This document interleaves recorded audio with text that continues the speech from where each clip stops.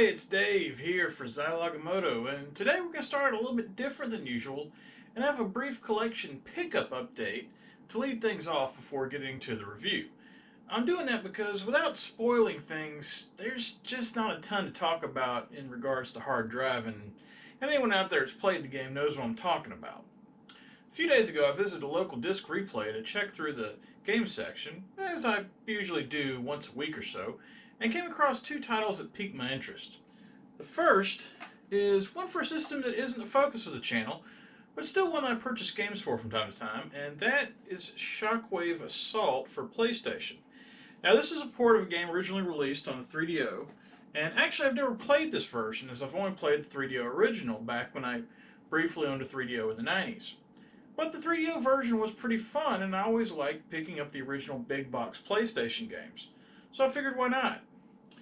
Next, from that same trip was a late release Genesis title I somehow had never run across before, and that's the Genesis port of Primal Rage.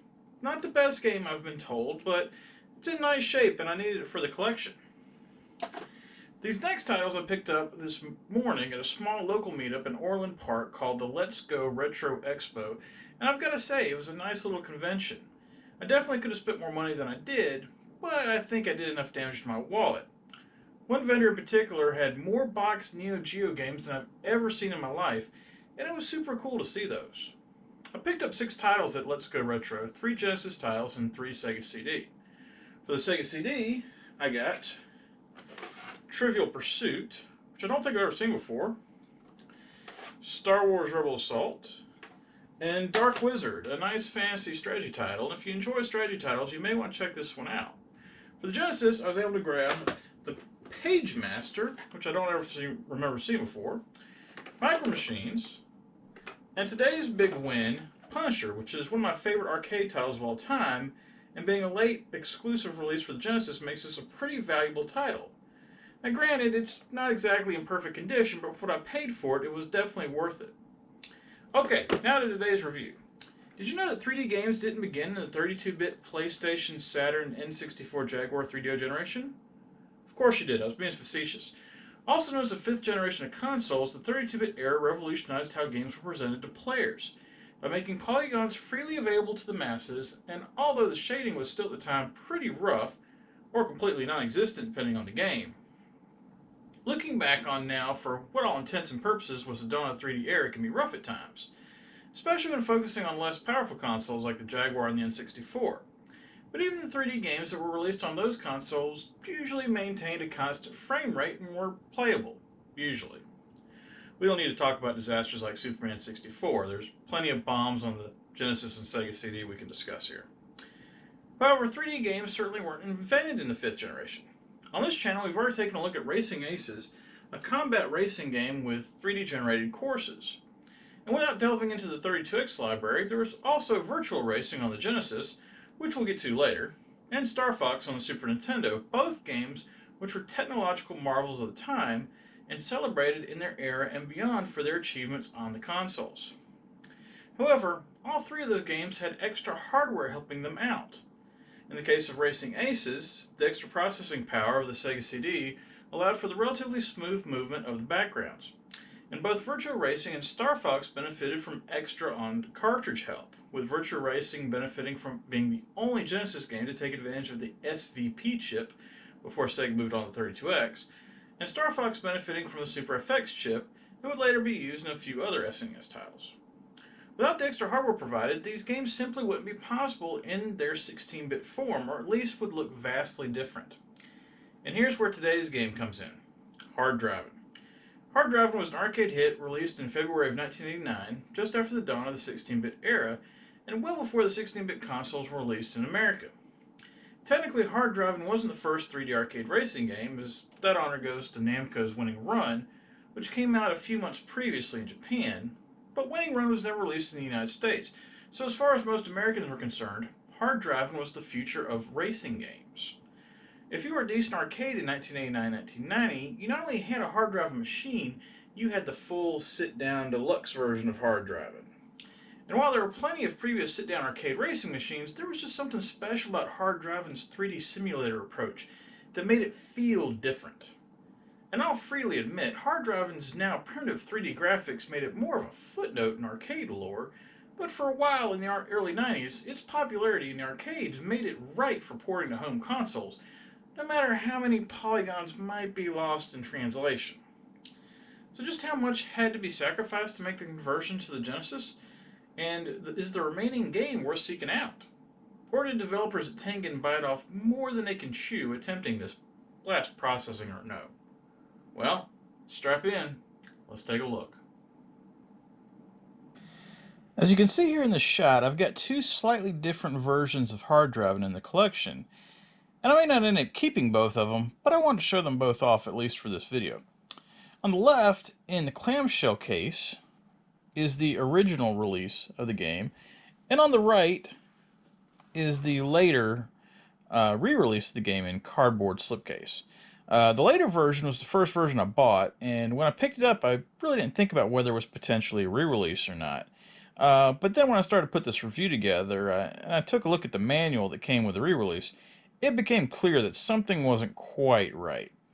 For now, let's take a look at the outside. The front cover on both is more or less the same, using a picture of a Testarossa driving down the stunt track. And that's noteworthy because the original sit-down arcade version was shaped like a red Testarossa. I like how the license plate has 10 Gen on it. You see 10 Gen, 10 Gen. Yeah, you get it. Flipping over the back, at first, both copies look similar. But when you look a little closer, things start to stand out. On the original release, it's got this red line at the top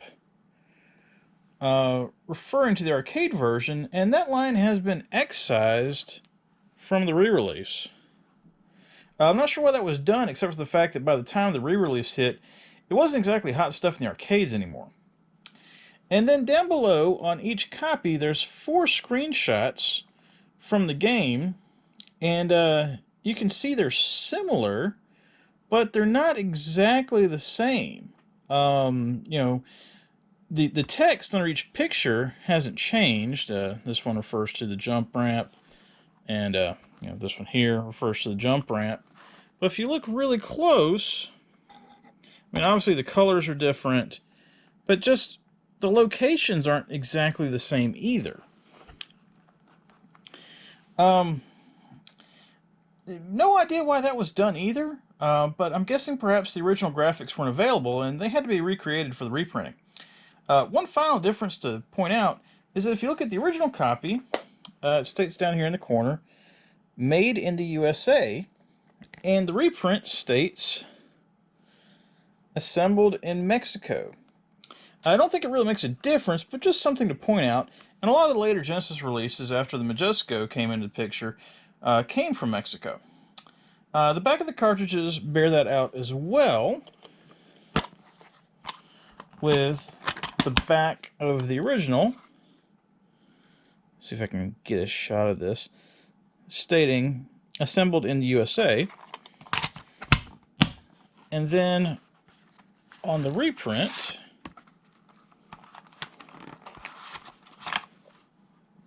it states assembled in Mexico.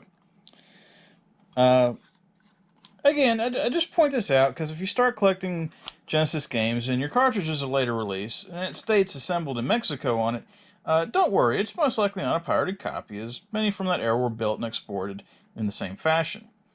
As I said earlier, the manual is what tipped me off that perhaps the cardboard box release wasn't the original release, and here's why. So there's the manual from the original, and here is the manual for the re-release. Note how the re-release manual is completely in black and white, and it's a little harder to tell, but this is all very rough stock. It's cheap paper, essentially. Now, that's pretty normal for late releases, but when you open up the manual, you can see that, I mean, there's nothing here. This is basically just 2 pieces of paper stapled together. And not only that, I mean, some of these pictures are just amazingly difficult to see what's going on in these pictures just because of the coloring. It's really pretty poor and cheap. When you look at the original manual, it's got the colored cover. It now it only has technically 3 pieces of paper stapled together instead of 2, and you got a lot of empty space here on the inside of the front and back cover. So the content of the manual doesn't really change, but the pictures are easier to see and they're slightly larger, and again, it's just, you can definitely tell they cut some corners on this re-release version. It's all not a big deal, but if you're collecting and you want this title in your collection, I definitely recommend looking for the original clamshell release versus the cardboard reprint. And the cost difference should be extremely minimal. Okay, enough about all that. Let's get to the game. With Hard Drivin originating in the arcades, as you can imagine, it wasn't a very deep game to begin with, and it got by with its innovative 3D visuals and impressive looking cabinet, which featured not only a gear shift and clutch pedal if you choose to play with a manual transmission, but also a working key and ignition that was used to start the car at the beginning of the race and to restart the car after a wreck. Even before we talk about the drop-off in visuals, immediately those things that made the game unique are gone. Without the feeling of the cockpit, the pedals, the proper analog steering wheel, and even the silly ignition key, the game feels less like a proper simulation and more just like another racing game. And just another racing game isn't necessarily a bad thing, because just another racing game means that it probably has multiple tracks, different cars, different competitors to race against, and maybe even a season type system where you can try to earn your way through the end. Except, Hard Drivin has none of that. There's only one car, there's only one competitor, which isn't even a real car, it's instead just a ghost on the track that you can't interact with. There's no multiple race competition modes, and while you can argue that the stunt track and the speed track are technically 2 different tracks, they encompass the same in-game map and are really just 2 paths around the same track. Herein lies the difficulty with making ports of arcade games. Some arcade games only work because you can pop in a quarter or 2, play the game for 5 minutes and walk away. They don't need to be deep experiences because the player probably won't be spending that much time with the machine. They'll give the machine a shot, and when they get tired of it, move down to another machine in the arcade that seems interesting. However, for games on a home console, there needs to be something more. There needs to be some reason to come back to the game, to keep playing, keep investing time in the game. Being able to beat a game in a short amount of time and having no reason to return to that game other than to potentially set another high score is insulting to the person buying the game and usually would lead to a lot of disappointed kids. Blockbuster and other rental stores provided a good workaround to that so that kids and parents could potentially avoid being stuck with a bomb. But what if the game could literally be beaten in 15 minutes and that was the one game that was supposed to be your entertainment for the weekend? I'm not going to beat around the bush. In that regard, Hard Drivin not only doesn't represent a good retail purchase, it's not even a good rental. Here's why. A game of Hard Drivin starts out with you being placed behind the wheel of the car and a lap time to beat.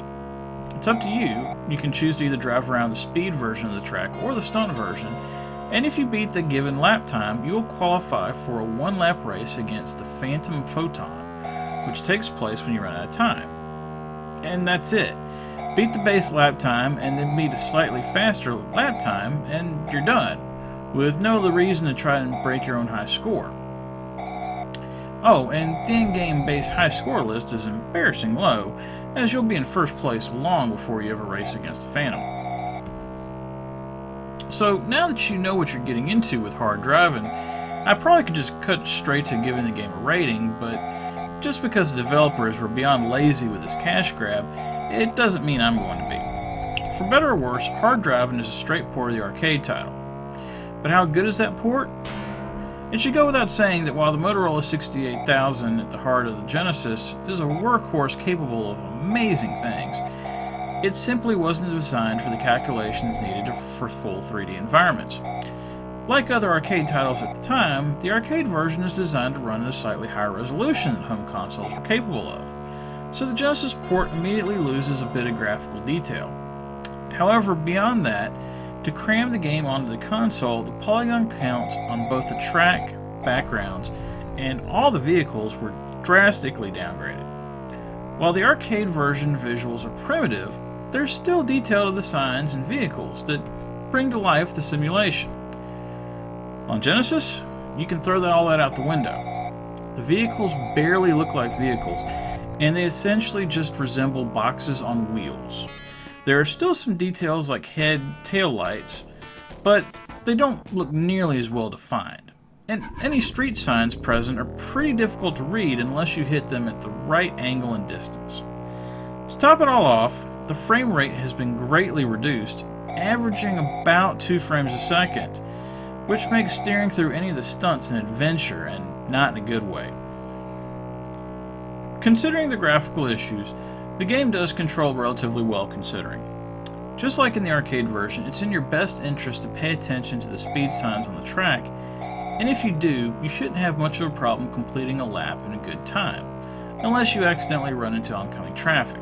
And you haven't lived until you've run into a semi-truck in the middle of the upside down loop, let me tell you.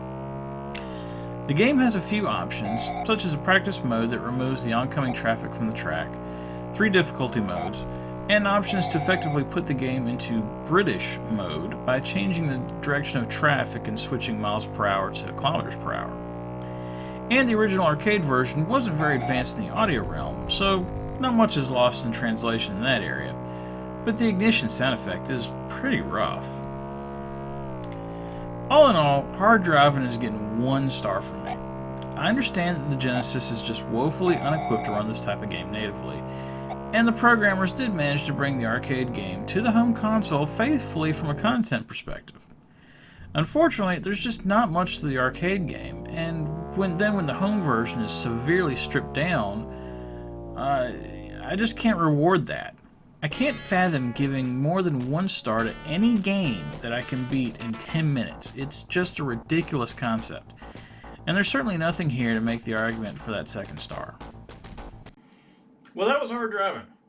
Gotta be honest, I had more fun going to the Let's Go Retro Expo I mentioned at the beginning of the video than playing this video game. And maybe it's not fair to compare this game to other racing games on the console, but if Sega could take Super Monaco GP and make something out of it that extended gameplay from being just a mere quarter muncher, then surely Tengen could have done the same too. Tune in next week when I'll be taking a look at one of the Sega CD titles I mentioned in this video, as I'm really curious about the contents of the game, as I've never played it, and I'm thoroughly confused as to how it got an MA13 rating. Remember, whatever you play, have fun, and be excellent to each other. Later.